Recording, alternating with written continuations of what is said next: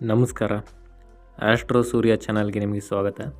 ಸ್ನೇಹಿತರೆ, ಈ ಹುಣ್ಣಿಮೆ ಆಗಸ್ಟ್ 28, 2026ನೇ ತಾರೀಕು ಏನು ಬರ್ತಾ ಇದೆ, ಒಂದು ಕಡೆ ತುಂಬ ಒಳ್ಳೆಯದು ಮತ್ತು ತುಂಬ ಅಪಾಯಕಾರಿ ಹುಣ್ಣಿಮೆ. ಯಾಕಂದರೆ ಇಲ್ಲಿ 2 ರಾಶಿಗಳಿಗೆ ಸರಿ ಇಲ್ಲ. ಮತ್ತು ಇನ್ನೊಂದು ವಿಷಯ ಹೇಳ್ತೀನಿ, ಈ ಹುಣ್ಣಿಮೆ ದಿನ ಆದಷ್ಟು ಉಪವಾಸ ಮಾಡಲಿಕ್ಕೆ ಪ್ರಯತ್ನ ಪಡಿ. ಯಾಕಂದರೆ ವಿಶೇಷವಾದ ಹುಣ್ಣಿಮೆ, ನಿಮಗೆ ಕೆಲವು ಕೆಟ್ಟ ಕರ್ಮಗಳನ್ನ ದೂರ ಮಾಡ್ಕೊಳ್ಳೋಕ್ಕೆ ಒಂದು ಅನುಕೂಲಕರವಾಗಿದೆ. ಮತ್ತು ವಿಷಯ ಏನಂದರೆ, ಈ ಹುಣ್ಣಿಮೆ ಬಂದು ಆಗಸ್ಟ್ 28, 8ನೇ ತಿಂಗಳು 28, 8 ಎಂಬ ನಂಬರ್ ಅಲ್ಲೂ ಬರುತ್ತೆ.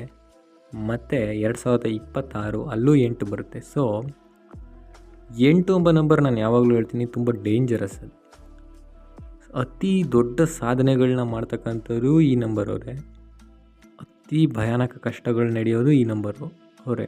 ಸೊ ತುಂಬ ಕೇರ್ಫುಲ್ಲಾಗಿರಬೇಕು.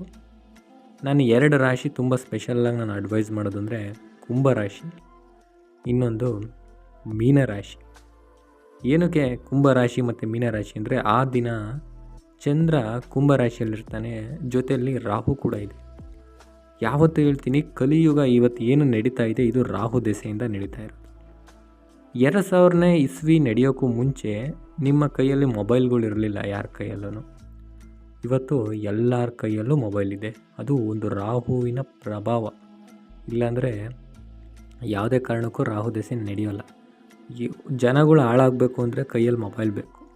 ಹೌದು, ಗೊತ್ತು, ಮೊಬೈಲಿಂದ ಕೆಟ್ಟದ್ದು ಅಲ್ಲ, ಒಳ್ಳೆಯದು ಇದೆ. ಆದರೆ 90% ಅದು ಕೆಟ್ಟದ್ದನ್ನೇ ಮಾಡಿಸೋದು.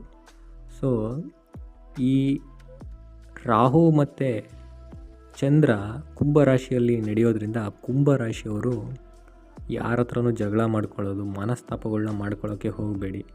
ಹೊರಗಡೆ ಲಾಂಗ್ ಟ್ರಿಪ್ಗಳು, ಸಿಂಗಲಾಗಿ ಡ್ರೈವ್ ಮಾಡ್ಕೊಂಡು ನೈಟ್ ಟೈಮ್ ಹೋಗೋದು, ಈ 10 ದಿನ ಯಾವುದೂ ಮಾಡೋಕ್ಕೆ ಹೋಗಬೇಡಿ. ಇನ್ನು ಮೀನರಾಶಿಯವರು, ಶನಿ ಮೀನದಲ್ಲೇ ವಕ್ರನಾಗಿದ್ದಾನೆ, ತುಂಬ ಕೇರ್ಫುಲ್ಲಾಗಿರೋದು. ಎಲ್ಲೂ ನೀರಲ್ಲಿ ಈಜಾಡ್ತಕ್ಕಂಥದ್ದು ಮತ್ತು ಕೋಲ್ಡ್ ಐಟಮ್ಸನ್ನು ತಿಂತಕ್ಕಂಥದ್ದು ಮತ್ತು ಜಾಸ್ತಿ ದೂರ ಪ್ರಯಾಣ ಮಾಡ್ತಕ್ಕಂಥದ್ದು ಯಾವುದೂ ಬೇಡ. ಈ ದಿನ ಜಾಸ್ತಿ ಮಂತ್ರ ಪಠಣವನ್ನು ಮಾಡಿಕೊಳ್ಳಿ. ಆ ಒಂದು ಹುಣ್ಣಿಮೆ ದಿನ ತುಂಬ ಅನುಕೂಲಕರವಾಗಿರುತ್ತೆ, ಏನಾದರೂ ಕರ್ಮಗಳನ್ನು ಕಳ್ಕೊಳ್ಳೋಕೆ. ಸೊ ನಾನು ಹೇಳೋದು ಈ 2 ರಾಶಿಗಳು, ಕುಂಭರಾಶಿ ಮತ್ತು ಮೀನರಾಶಿ. 2ರಲ್ಲೂ ರಾಹು ಇದೆ, ಒಂದರಲ್ಲಿ, ಇನ್ನೊಂದರಲ್ಲಿ ಶನಿ ಇದೆ. ಸೊ ತುಂಬ ಕೇರ್ಫುಲ್ಲಾಗಿ ಹ್ಯಾಂಡಲ್ ಮಾಡಬೇಕಾಗುತ್ತೆ.